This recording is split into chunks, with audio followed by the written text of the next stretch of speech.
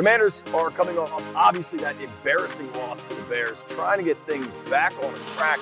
And it's crazy. It's only week 5 going into week 6, but it does feel like Washington season with another loss could spiral, could really start to spiral. It's crazy to think that we're here in mid-October, but that's football. Let's have a podcast.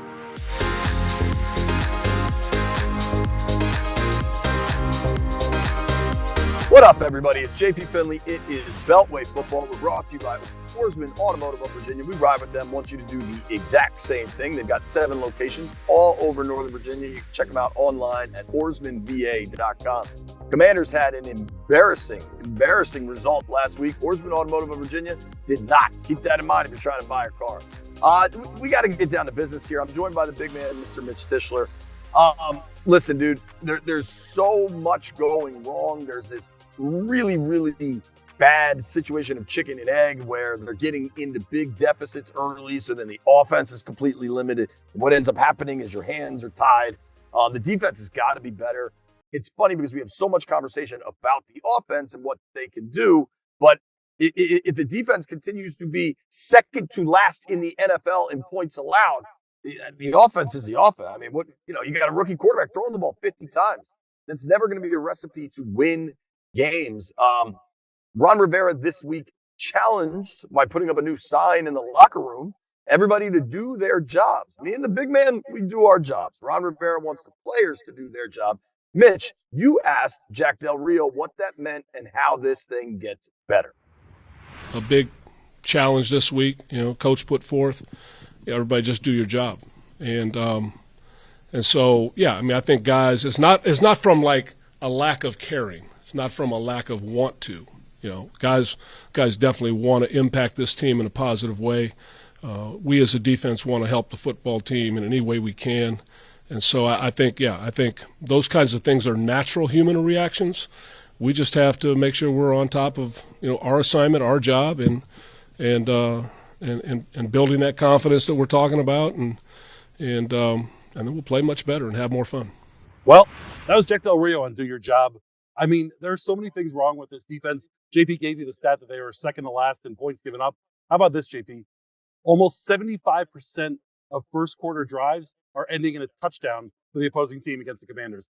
Of course you're going to be behind. Right. Absolutely not. And to me, the do your job thing that Ron posted, he's always been a man of motivational sayings. To me, this felt a little devoid of the motivational saying and more, hey, players, you guys aren't doing it. It's on you, not on me. He had the big thing last year, remember? You do your job well, and you guys get all the credit. You do your job poorly, and it's on the coaches. Well, apparently not in 2023. Uncle Sam famously wants you to join the U.S. Army. Uncle Ron wants you to do your job. I don't know. I don't think the coaches are doing a great job of anything right now either. I think the lack of creativity as far as trying to create pass rush. I get that you have John Allen, Deron Payne, Montez Sweat, Chase Young. I'm fully aware of that, but they're not getting there. So do something. And that hasn't happened. You've got a rookie that's really struggling in Emmanuel Forbes, but against Chicago, the entire defense struggled and struggled on short stuff where they just couldn't make tackles. You got DBs gambling to make plays, and when you gamble to make plays and then you don't make them, you're setting yourself up for a lot of trouble. The question is what can actually change? And I know a lot of fans want to talk about coaching staff changes.